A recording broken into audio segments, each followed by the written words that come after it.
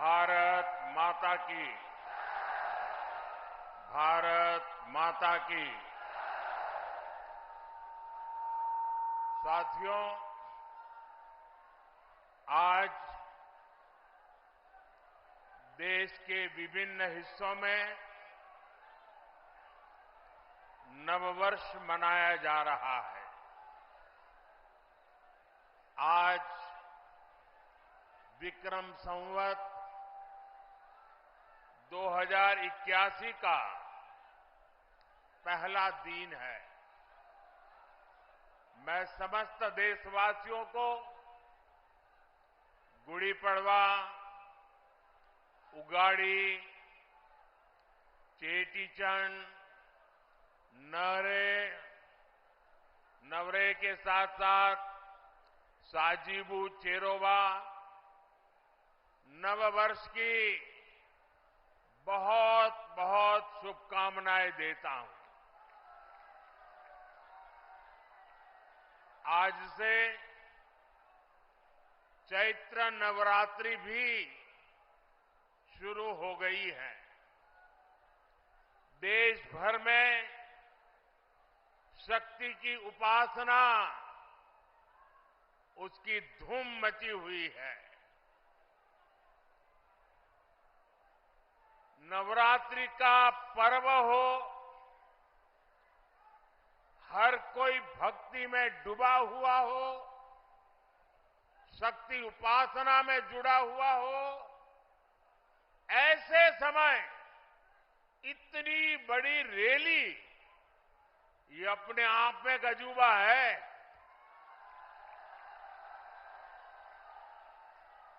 क्योंकि मेरा जब कार्यक्रम बन रहा था तो मैंने कहा भाई नवरात्रि है, लोग कैसे आएंगे। उन्होंने कहा साहब बस आप डेट दे दीजिए। और इतने कम समय में नवरात्रि के पावन पर्व पर भी इतनी बड़ी तादाद में आप हमें आशीर्वाद देने आए।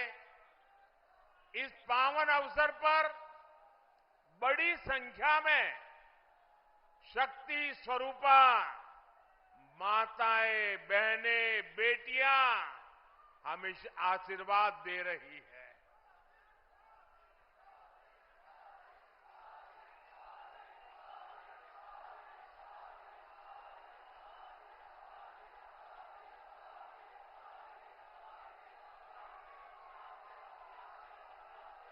मैं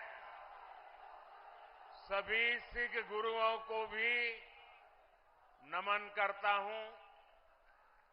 कुछ ही दिन में बैसाखी भी आने वाली है। मैं आपको बैसाखी की भी शुभकामनाएं देता हूं। मुझे यहां पीलीभीत के साथ ही बरेली की जनता जनार्दन के दर्शन का भी सौभाग्य मिला है। और सब दूर एक ही संदेश है, बहुत ही स्पष्ट संदेश है। एक ही गुंज सुनाई दे रही है, फिर एक बार, फिर एक बार, फिर एक बार। साथियों, हम बचपन से सुनते आए हैं, 1.25 लाख से एक लड़ाऊं, चिड़ियन तय में बाज तुड़ाऊं, तबै गुरु गोविंद सिंह नाम कहाऊं। ये बोल भारत की वीर परंपरा के प्रतीक है। ये बोल दिखाते हैं कि लक्ष्य कितना ही कठिन क्यों ना हो, भारत अगर ठान लेता है तो सफलता हासिल करके रहता है। आज इसी प्रेरणा से, इसी ऊर्जा से भारत के लोग, हम लोग विकसित भारत के संकल्प पर काम कर रहे हैं। सारी दुनिया की मुश्किलों के बीच भारत ये दिखा रहा है कि उसके लिए कुछ भी असंभव नहीं है। आप मुझे बताइए साथियों, भारत जब दुनिया की सबसे तेजी से बढ़ती आर्थिक ताकत बना तो आपको गर्व हुआ कि नहीं हुआ? आपको गर्व हुआ कि नहीं हुआ? हमारे चंद्रयान ने जब चांद पर तिरंगा फहराया तो आपको गर्व हुआ कि नहीं हुआ? आपको गर्व हुआ कि नहीं हुआ? भारत में हुए भव्य G20 सम्मेलन की पूरी दुनिया में वाहवाही हुई, प्रशंसा हुई। आपको गर्व हुआ कि नहीं हुआ? कभी कांग्रेस सरकारें दुनिया से मदद मांगती थी, लेकिन कोरोना के महासंकट में भारत ने पूरी दुनिया में दवाइयां भेजी, वैक्सीन भेजी। ये सुनकर आपको गर्व हुआ कि नहीं हुआ? दुनिया में कहीं भी युद्ध का संकट आया, हम एक एक भारतीय को सुरक्षित वापस लाए। अफगानिस्तान से गुरु ग्रंथ साहब के पवित्र स्वरूपों को भी पूरी श्रद्धा से भारत लाए। आपको गर्व हुआ कि नहीं हुआ? साथियों, जब देश मजबूत होता है तो दुनिया उसकी सुनती है। आप मुझे बताइए, दुनिया में भारत का डंका बज रहा है कि नहीं बज रहा है? चारों तरफ डंका बज रहा है कि नहीं बज रहा है? दुनिया के हर कोने में डंका बज रहा है कि नहीं बज रहा है? ये कैसे हुआ? ये कैसे हुआ? ये किसने किया? ये कैसे हुआ? किसने किया? किसने किया? किसने किया? आपका जवाब गलत है। ये मोदी ने नहीं किया, ये आपके एक वोट ने किया है। ये आपके वोट की ताकत है। आपके एक वोट से मजबूत सरकार बनी, निर्णायक सरकार बनी, सशक्त सरकार बनी, काम करने वाली सरकार बनी।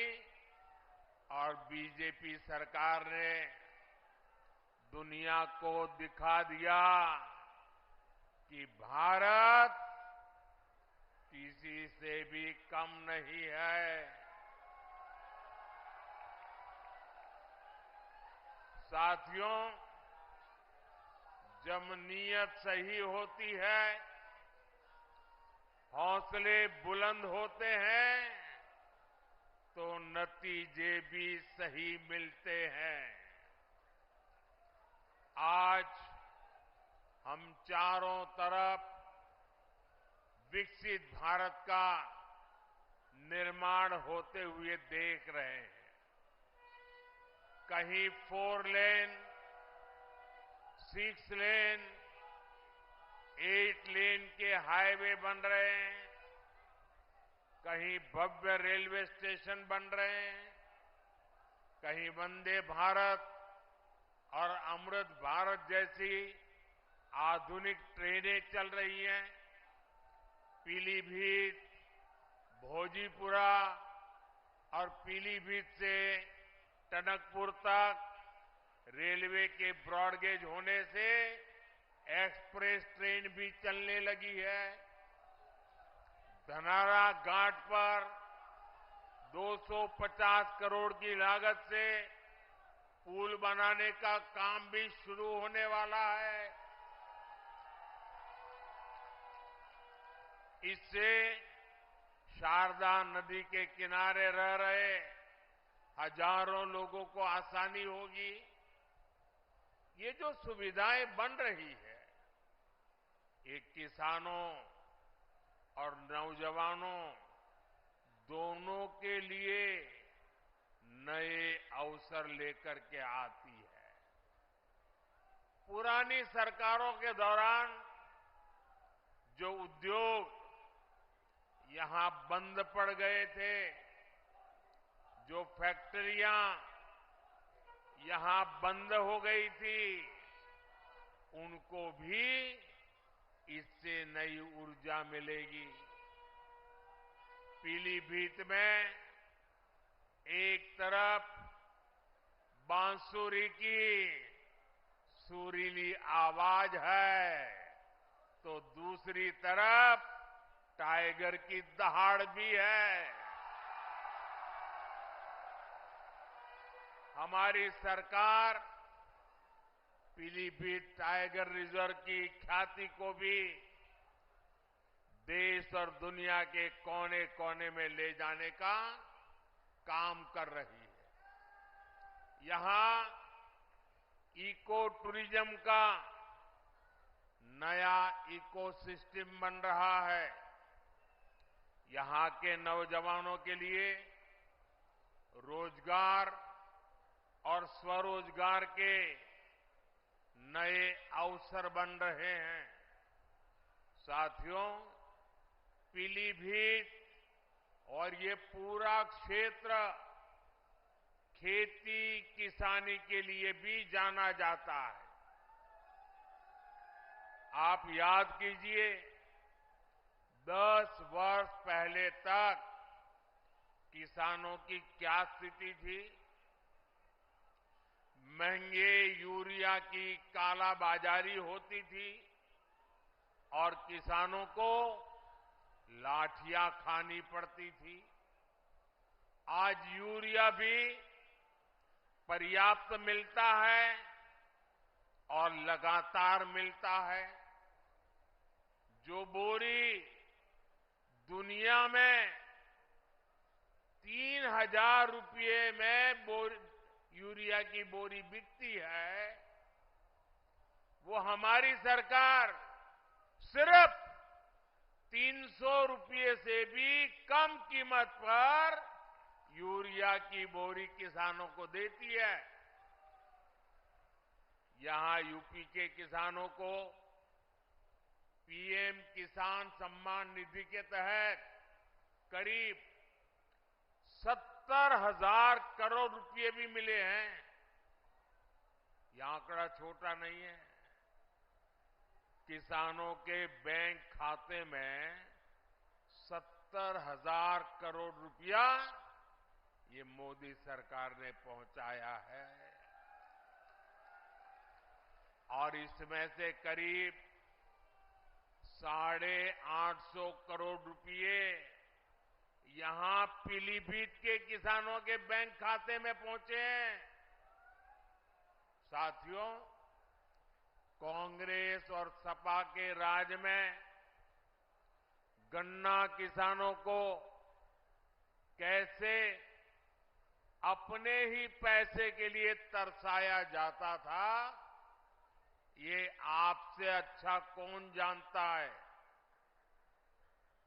भाजपा सरकार ने गन्ना किसानों की परेशानी कम करने के लिए पूरी ताकत से काम किया और योगी जी ने तो पहले दिन से ही गन्ना किसानों की मुसीबतें दूर करने के लिए अनेक कदम उठाए।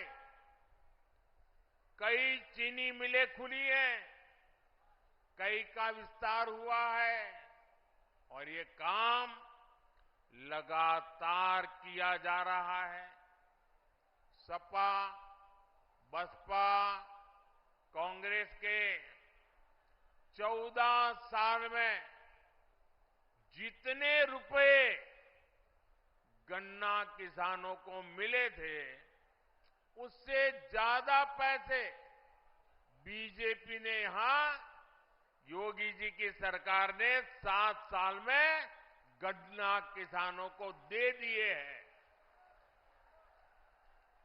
देश में इथेनॉल ब्लेंडिंग को लेकर जो बड़ा अभियान चल रहा है, उससे भी पीलीभीत के किसानों को बहुत फायदा होने वाला है।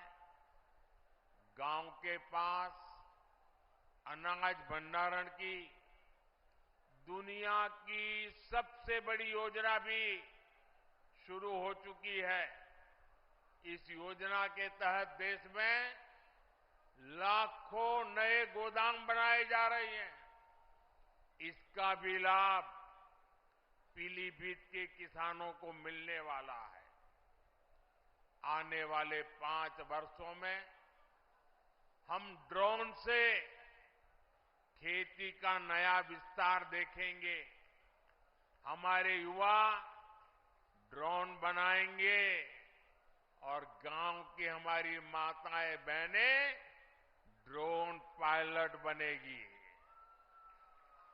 गांव-गांव में 3 करोड़ महिलाएं ये हमारी लखपति दीदी बनेगी और ये मोदी की गारंटी है।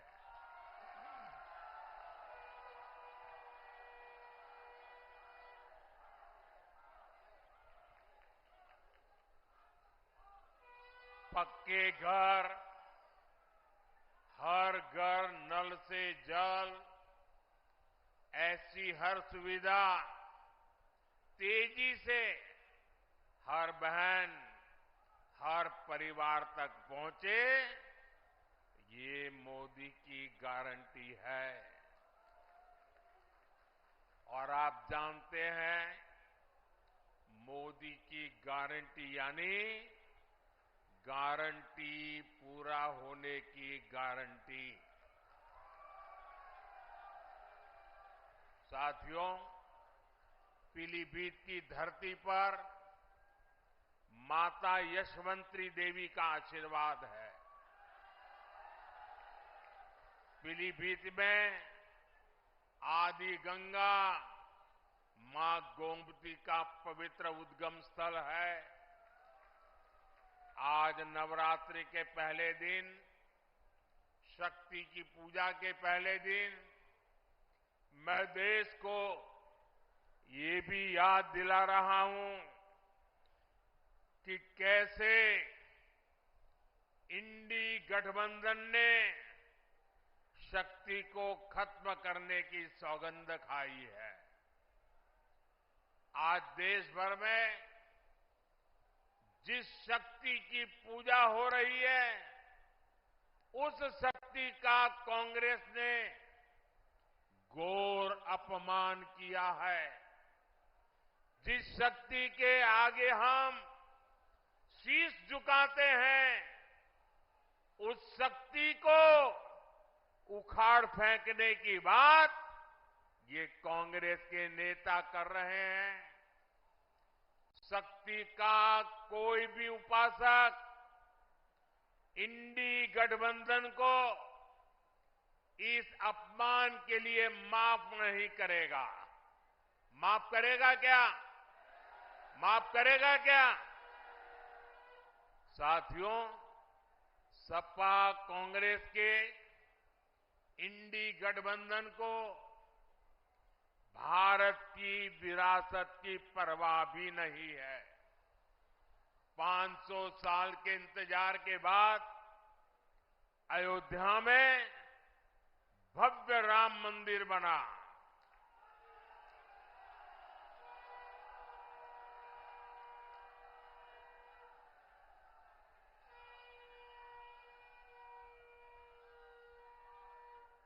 हमारे कल्याण सिंह जी ने राम मंदिर के लिए अपना जीवन समर्पित कर दिया, अपनी सरकार समर्पित कर दी।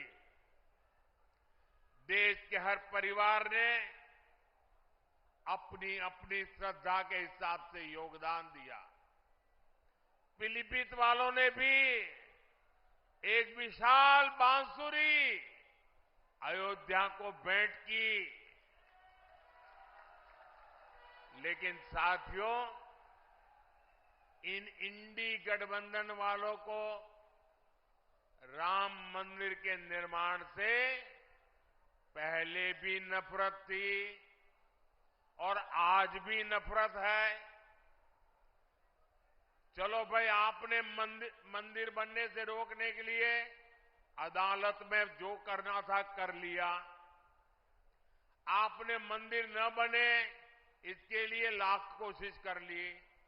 लेकिन जब देश की जनता ने पाई पाई देकर के इतना भव्य मंदिर बना दिया, जब मंदिर वालों ने आपके सारे गुनाह माफ करके आपको प्राण प्रतिष्ठा के कार्यक्रम में सम्मानपूर्वक निमंत्रित किया, लेकिन आपने प्राण प्रतिष्ठा के निमंत्रण को ठुकरा दिया। आपने प्रभु राम का अपमान कर दिया।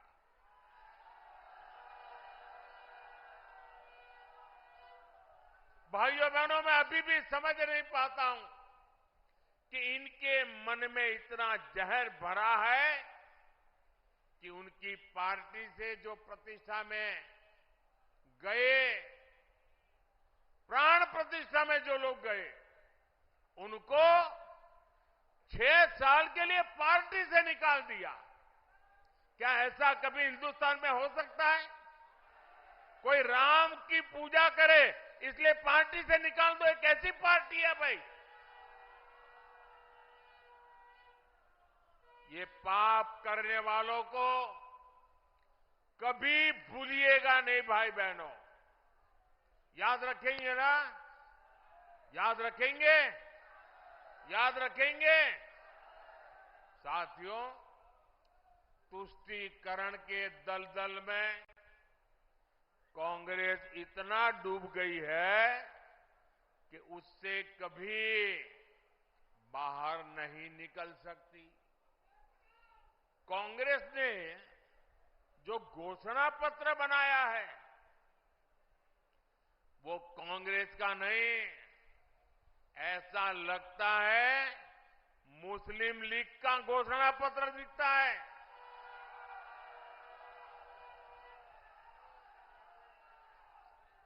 तुष्टीकरण के दबाव में ही कांग्रेस हो या सपा सीएए का भी विरोध कर रही है। विदेशी धरती पर अत्याचार की वजह से भागने के लिए मजबूर हुए हिंदुओं और सिख भाई बहनों को आप मुझे बताइए, मेरे इन हिंदू भाइयों बहनों को, मेरे इन सिख भाई बहनों को भारत अगर नागरिकता नहीं देगा तो कोई और देगा क्या? नागरिकता देनी चाहिए कि नहीं देनी चाहिए? वो अपने हैं कि नहीं है? उनको हमें संभालना चाहिए नहीं संभालना चाहिए? सीएए का यहां पीलीभीत में रहने वाले अनेक परिवारों को मेरी आपको गारंटी है, आप अप्लाई कीजिए, आपका हमेशा हमेशा की मुसीबतों से मुक्ति मिल जाएगी।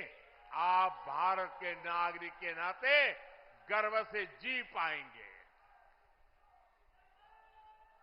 लेकिन कांग्रेस समाजवादी पार्टी इस पर भी ऐतराज जता रही है।